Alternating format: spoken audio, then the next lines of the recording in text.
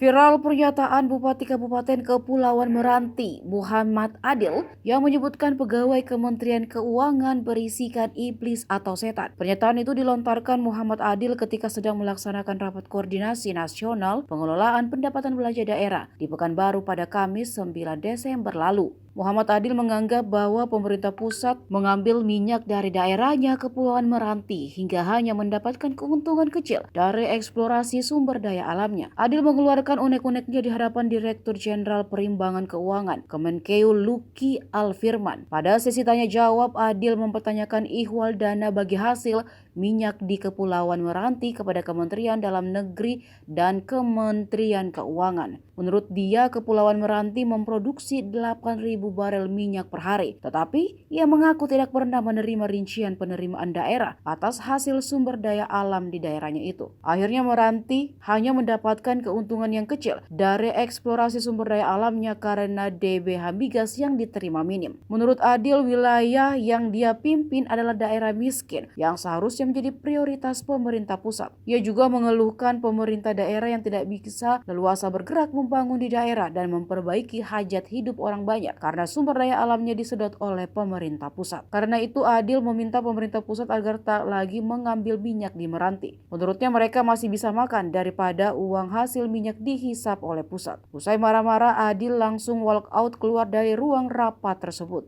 Ini orang keuangan isinya nih iblis atau setan. Jangan diambil lagi minyak di Meranti itu. Gak apa-apa. Kami juga masih bisa makan daripada uang kami dihisap sama pusat. Saya sudah punya kayaknya. Izin Pak Bupati. Sebentar Bu, ini karena kami daerah miskin. Kalau kami kaya, kami biarkan aja. Mau ambil 10 triliun pun nggak apa-apa. Kami daerah miskin, daerah ekstrim. Jadi kalau daerah miskin ada minyak, Bapak Ibu ambil, uangnya entah dibawa kemana. Pemerataan kemana?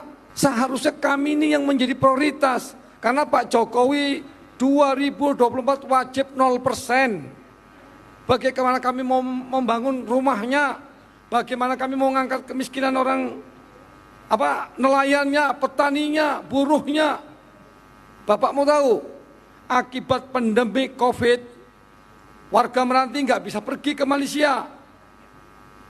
41.000 penganggurannya. Kalau Bapak tak mau ngurus kami nih, pusat tidak mau mengurus Meranti, kasihkan kami ke negeri sebelah.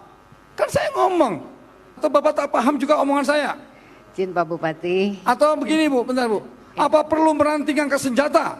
Kalau tidak bisa juga nanti kita ketemu di mahkamah Pak. Itu Pak. Ya kita tunggulah, ada tidak nanti gugatan saya ke mahkamah, kita lihat. Izin Pak, saya enak mandeng Bapak di sini, aku tinggalkan ini ruangan. Baik Pak Bupati, terima kasih. Mungkin bisa stay sebentar lagi, kita akan selesai Pak Bupati.